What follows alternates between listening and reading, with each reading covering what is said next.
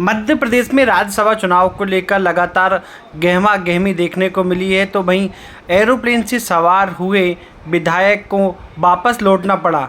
ऐसे में बात ये सामने निकल कर आई है कि मीनाक्षी नटराजन का नामांकन फॉर्म निरस्त कर दिया गया। ऐसे में हमारे से बात करने के लिए भोपाल सांसद आलोक शर्मा भी हैं और हम उनसे जानेंगे कि आखिरकार कांग्रेस ने ऐसा क्या किया कि नामांकन निरस्त करना पड़ा और बीजेपी का क्या रोल। तो मैं देश के यशस्वी प्रधानमंत्री आदरणीय नरेंद्र मोदी जी को उनके सफलतम 12 वर्ष के कार्यकाल की भोपाल की 30 लाख जनता की ओर से बहुत बहुत शुभकामनाएं देता हूं, बधाई देता हूं। आदरणीय प्रधानमंत्री नरेंद्र मोदी जी देश के आज़ादी के बाद पहले एक ऐसे प्रधानमंत्री हैं जिन्होंने कि अपने सफलतम कार्यकाल के सबसे अधिक दिनों के उन्होंने पूर्ण किए हैं।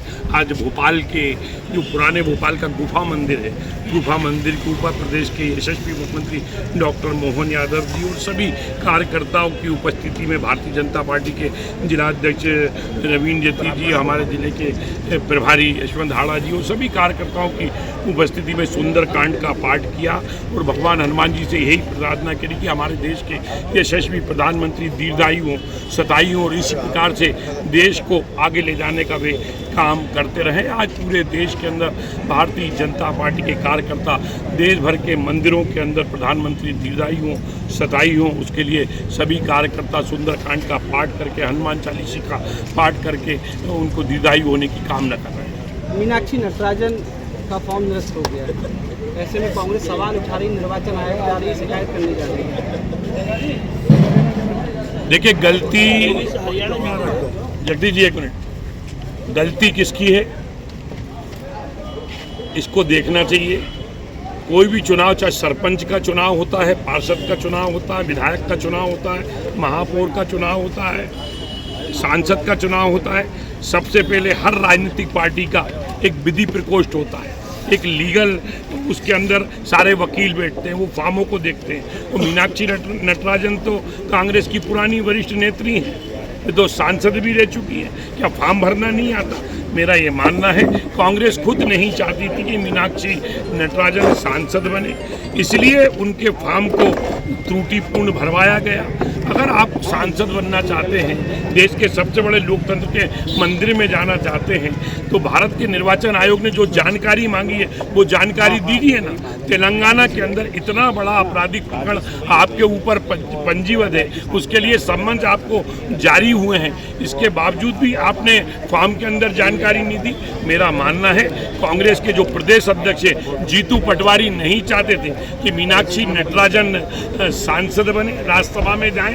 प्रदेश के जो कांग्रेस के वरिष्ठ नेता हैं, पूर्व मुख्यमंत्री दिग्विजय सिंह नहीं चाहते थे कि मीनाक्षी नटराजन राज्यसभा में जाए, इसलिए संत राम नगर के एक उनके जो नेता हैं उन्होंने खुद इस्तीफा दिया है। और इसी प्रकार से कमलनाथ जी का पूरे समय चुप भी रहना कहीं ना कहीं, और फॉर्म के अंदर कोई भी राजनीति के अंदर किसी को अपदस्थ करना है तो सबसे पहले उसके नामांकन फॉर्म के अंदर त्रुटि करा दीजिए। गलती तुम कर रहे हो, त्रुटि आप कर रहे हो और दोषी बीजेपी को बता रहा हूँ। अब ऐसा नहीं चलेगा, निर्वाचन आयोग निष्पक्ष है। अगर आपके फॉर्म के अंदर जो कंडिकाओं के अंदर जो जानकारी मांगी है अगर आप नहीं देंगे, इसके बाद फॉर्म की स्क्रूटनी होती है और स्क्रूटनी के अंदर अगर कोई साक्ष्य आप दुपाते हो और साहब को आप दुपाने के बाद उसकी जानकारी नहीं देते हो, और मैं समझता हूँ कहीं ना कहीं ये भी अपराध की श्रेणी के अंदर आता है। और मुझे लगता है कि आज मध्य प्रदेश में पुनः राज्यसभा चुनाव के अंदर